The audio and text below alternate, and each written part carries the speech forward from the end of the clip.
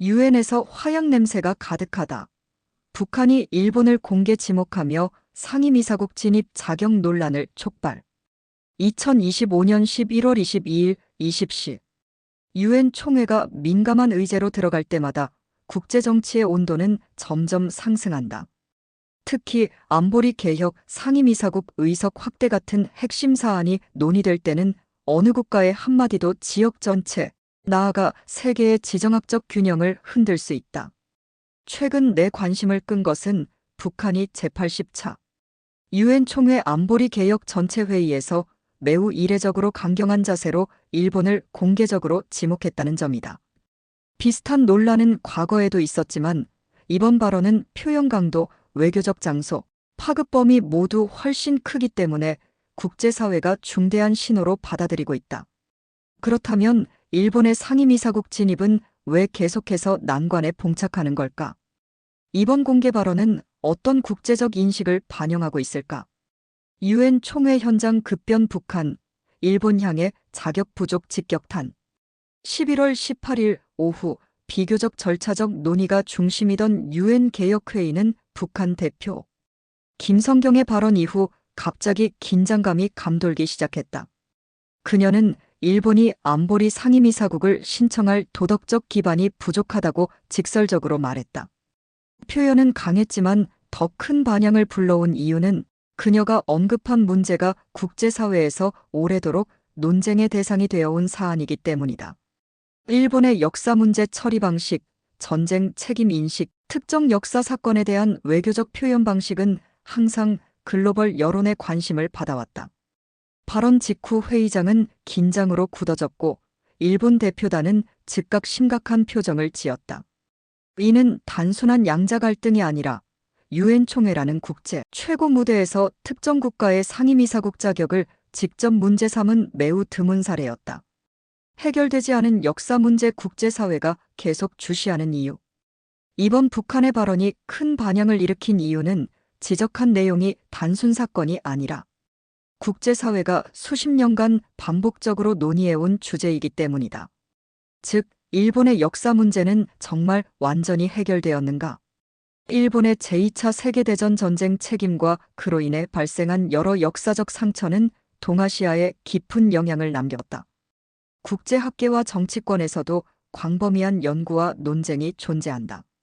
예를 들어, 역사 사건을 어떻게 규정하고 기념할 것인지가 주변국과 국제기구의 관심사이며 전후 보상화의 문제는 아직 일부 국가와 합의가 완전히 이루어지지 않았고 역사에 대한 일본의 정치적 표현은 국제사회가 일본을 평가하는 핵심 기준 중 하나다.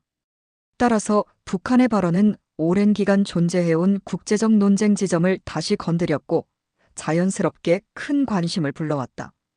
일본의 안보 정책 변화에 대한 우려 확장 움직임이 감시 대상. 역사 문제 외에도 최근 10여 년간 일본의 안보 군사 정책 변화는 여러 국가가 안보리 개혁 논의에서 일본을 판단할 때 중요한 기준이 되고 있다. 일본의 최근 변화. 방위비 예산이 지속적으로 증가하며 사상 최고 수준 도달. 미국과 군사기술 협력을 강화. 지역 안보 문제에서 더욱 적극적 목소리. 새로운 무기체계 개발론의 확대. 아시아 태평양 지역의 안보 상황이 복잡해지는 가운데 이런 변화는 여러 국가에게 민감하게 다가온다. 일부 국가들은 일본이 군사 현대화를 추진하는 과정에서 평화국가 이미지와의 간극을 좁혀야 한다고 본다. 북한 대표 역시 이런 맥락에서 일본의 방위 행동이 그들이 내세우는 평화 노선과 괴리가 있다고 주장하며 일본의 상임이사국 진입을 신중히 검토해야 한다고 강조했다. 이어지는 여러 국가의 발언. 일본에 대한 우려는 고립된 의견 아니다. 주목할 점은 북한의 발언 이후 회의장이 조용해지지 않았다는 것이다. 중국, 러시아 등 여러 국가 대표가 일정 부분 공감 또는 우려를 표했다. 중국 대표 전후 국제 질서를 부정하는 국가가 안보리 상임이사국으로서의 책임을 다하기 어렵다고 지적. 러시아 대표 일본에 대한 다른 국가들의 우려가 합리적이라고 평가하며 개혁 논의의 신중함을 강조. 팔레스타인 등 중동 국가 자국의 역사적 경험을 언급하며 역사 책임은 국제사회가 절대 무시해서는 안 된다고 언급. 이것은 북한을 지지한다는 의미가 아니라 일본과 관련된 여러 역사 정책적 논란이 국제사회에서 실제로 존재한다는 사실을 반영한다. 일본의 대응 우리는 평화국가, 그러나 설득력에는 과제. 여러 국가가 언급하자 일본 외무성은 즉시 대응을 내놓으며 관련 지적은 정치적 공격에 불과하고 일본은 평화헌법을 기반으로 국제협력에 헌신하고 있다고 주장했다. 그러나 국제 여론에서는 일본이 평화국가를 자처하더라도 실제 행동과의 간극이 종종 논란의 대상이 된다고 본다. 예. 최근 다수 국가와 맺은 군사협력 협정, 지역 안보에 대한 적극적 발언, 신형 무기 도입 개발 의지. 따라서 일본의 해명 자체는 근거가 있지만 국제사회의 우려를 완전히 해소하지는 못한다는 평가가 많다. 일본의 상임이사국 난관의 본질 정치 문제가 아니라 국제적 신뢰. 안보리 상임이사국 자리는 단순히 국력의 상징이 아니라 전 세계의 신뢰를 얻어야 맡을 수 있는 역할이다.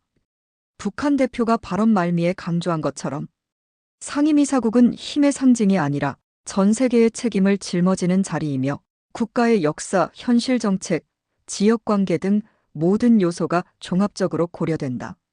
그래서 일본이 장기간 상임이사국 진입에 어려움을 겪는 이유는 단순히 한 국가의 반대 때문이 아니라 국제적 신뢰 형성이 충분하지 않기 때문이라는 분석이 나온다. 결론, 이번 유엔 논쟁은 경고이자 기회. 이번 유엔 총회에서 벌어진 공개적 충돌은 안보리 개혁 국제 질서, 안정 역사 책임 논의가 얼마나 복합적인 문제인지 보여주는 사례다. 국가마다 입장은 다르지만 국제 거버넌스를 결정하는 핵심은 결국 국제 다수의 신뢰다. 일본이 만약 상임이사국이라는 문턱을 넘고 싶다면 역사 문제, 안보 정책, 주변국과의 관계, 이 세 가지에서 국제사회가 납득할 수 있는 변화를 보여줄 필요가 있다. 이번 충돌은 단순한 외교 사건이 아니라 국제 질서 변화의 중요한 지표로 볼 수 있다.